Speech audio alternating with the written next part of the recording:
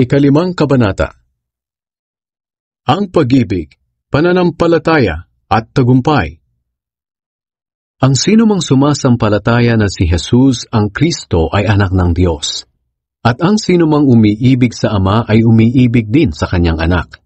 Sa ganitong paraan natin malalaman na iniibig natin ang mga anak ng Diyos, kung minamahal natin ang Diyos at sinusunod natin ang kanyang mga utos. Dahil ang tunay na umiibig sa Diyos ay sumusunod sa kanyang utos, at hindi naman mahirap sundin ang kanyang mga utos. Sapagkat ang bawat anak ng Diyos ay nagtatagumpay laban sa mundo. Napagtatagumpayan niya ito sa pamamagitan ng pananampalataya. At sino ba ang nagtatagumpay laban sa mundo? Ang sumasampalataya na si Jesus ay anak ng Diyos.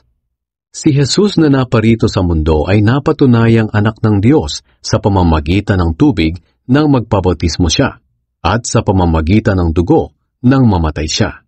Hindi lang sa tubig kundi sa pamamagitan din ng dugo. At ang mga bagay na ito'y pinatotohanan din sa atin ng banal na Espiritu. Dahil ang Espiritu ay katotohanan. Kaya may tatlong nagpapatotoo tungkol kay Jesus. Ang banal na Espiritu, ang tubig nang magpabautismo siya, at ang dugo nang mamatay siya. At ang tatlong ito'y nagkakaisa. Tinatanggap natin ang patotoo ng mga tao. Ngunit higit na maaasahan ang patotoo ng Diyos dahil siya mismo ang nagpatotoo tungkol sa kanyang anak. Ang sinumang sumasampalataya sa anak ng Diyos ay naniniwala sa patotoo ng Diyos. Ang sinumang hindi naniniwala sa patotoong ito ay ginagawang sinungaling ang Diyos dahil hindi siya naniniwala sa patotoo ng Diyos tungkol sa kanyang anak. At ito ang patotoo ng Diyos. Binigyan niya tayo ng buhay na walang hanggan. At ang buhay na ito'y nasa kanyang anak. Ang sinumang nasa kanya ang anak ng Diyos ay may buhay na walang hanggan. Ngunit ang sinumang wala sa kanya ang anak ng Diyos ay walang buhay na walang hanggan.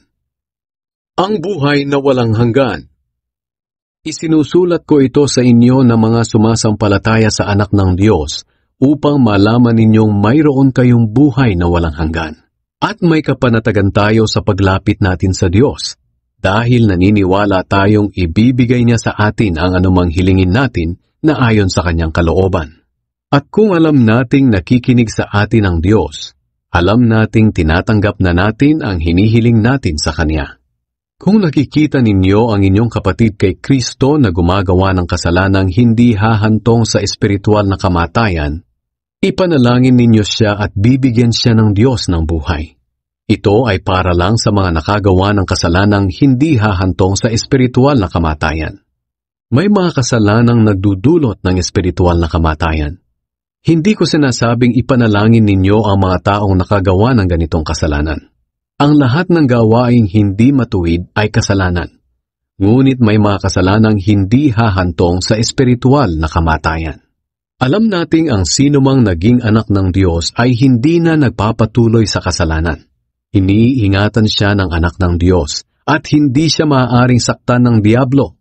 Ang buong mundo ay nasa ilalim ng kapangyarihan ng diablo. Ngunit alam nating tayo'y mga anak ng Diyos.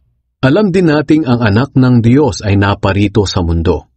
At binigyan niya tayo ng pangunawa upang makilala natin ang tunay na Diyos. At tayo nga ay nasa tunay na Diyos sa pamamagitan ng kanyang anak na si Hesukristo. Siya ang tunay na Diyos at ang buhay na walang hanggan. Mga anak, lumayo kayo sa mga Diyos-Diyosan.